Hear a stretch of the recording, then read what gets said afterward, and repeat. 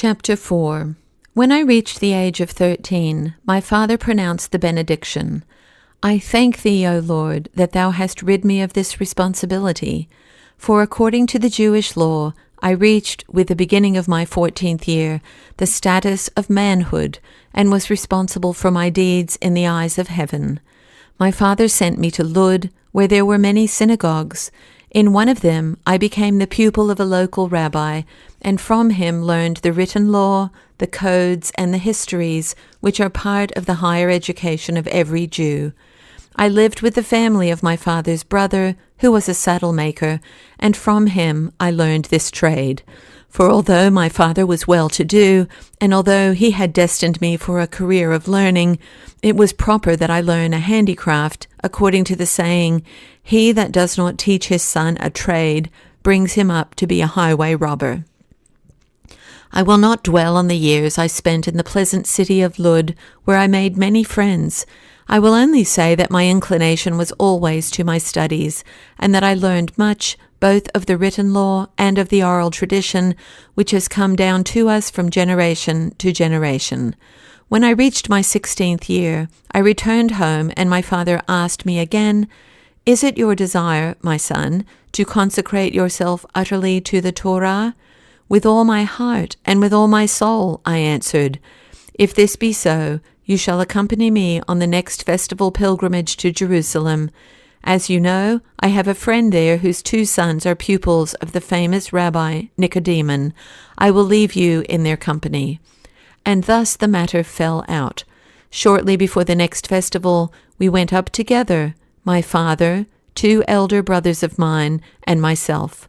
There went with us a small flock of sheep to be sold, and 2 donkeys. On one of them my father rode when he was tired. On the other he had loaded 2 jars of wine and a cruse of honey, a gift for his friend in Jerusalem, likewise our own provisions for the journey, dried cheeses, fruits, and bread. When we passed through Lud, we were joined by a whole caravan of pilgrims. At Jabna we were so numerous that we filled the whole marketplace. Thence we began to mount the hills of Judea toward Jerusalem, and the road echoed with the piping of our flutes. This was not my first pilgrimage to Jerusalem, but it has remained more clearly in my mind than all the others. I can still hear the tinkling of the bells which hung from the ears of the camels and donkeys, and I can see the long procession of happy pilgrims winding up and down along the roads. I knew that this time I was going up to Jerusalem to remain there, and that henceforth my life would be irrevocably dedicated to the Torah. I was eager to set eyes on my new rabbi, and I was filled with curiosity concerning my new life. I remember clearly the night time of that pilgrimage, when our group rested in a village, all of us gathered about a well. The men would not enter any houses in the village, since it was more fitting to pass the night of such a journey under the open sky. I, accounting myself a man, followed their example, and entered neither a house nor yet the tents of the women, but sat with the men about a fire which they built up near the well. The night was chilly here on the heights, and the older folk wrapped themselves in mantles of sheepskin and lay down. We, the younger folk, stood about them in a respectful circle and served them. But no one slept between nightfall and morning.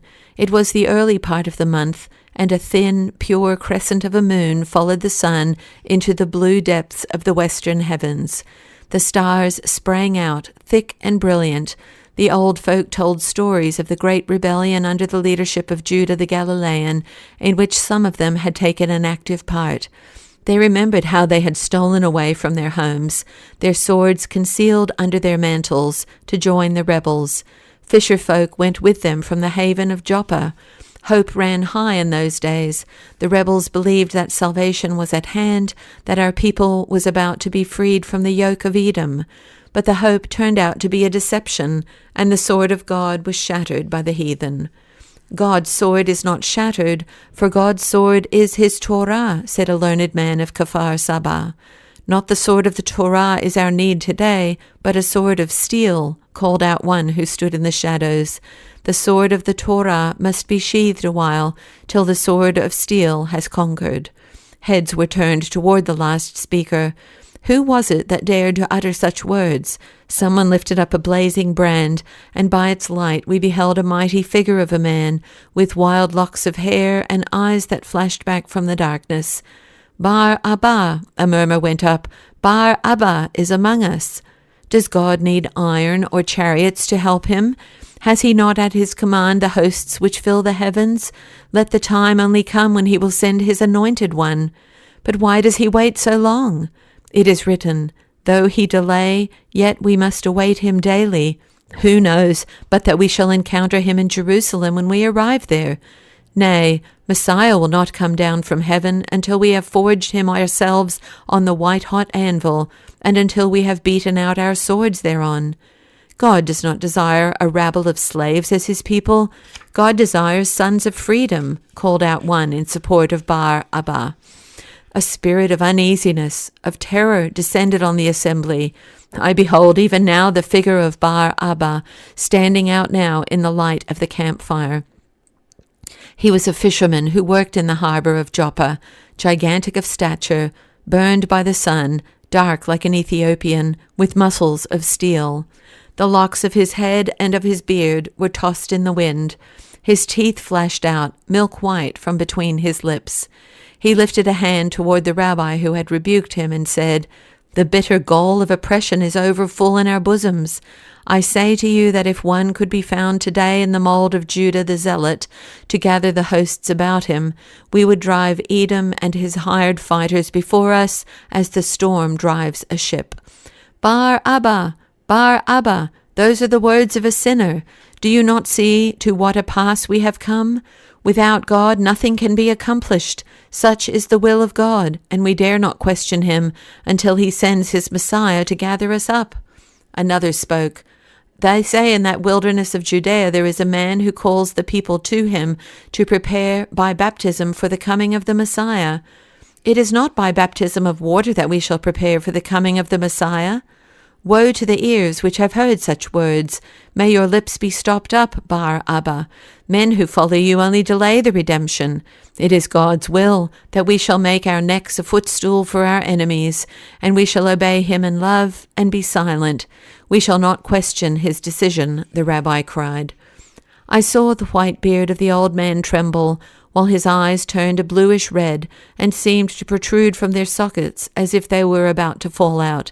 "But why?" cried other voices. "Because we are sinners, all of us," the old man replied. "And are the heathen better than we? But he has not made a covenant with the heathen. He has made his covenant with us. That is the bond between Abraham and God, which imposes on us the duty of the Torah. Every one of us, even unborn, was there when the bond was confirmed, and every one of us must take on himself the burden of the Torah. And now, because we have thrown the burden from our shoulders, he punishes us. For he has chosen us to be his holy people, and to be a light to the world, a light to the Gentiles, observing his laws and commandments until he sends his Messiah. And in that day all the nations shall bow themselves before God and accept his Torah.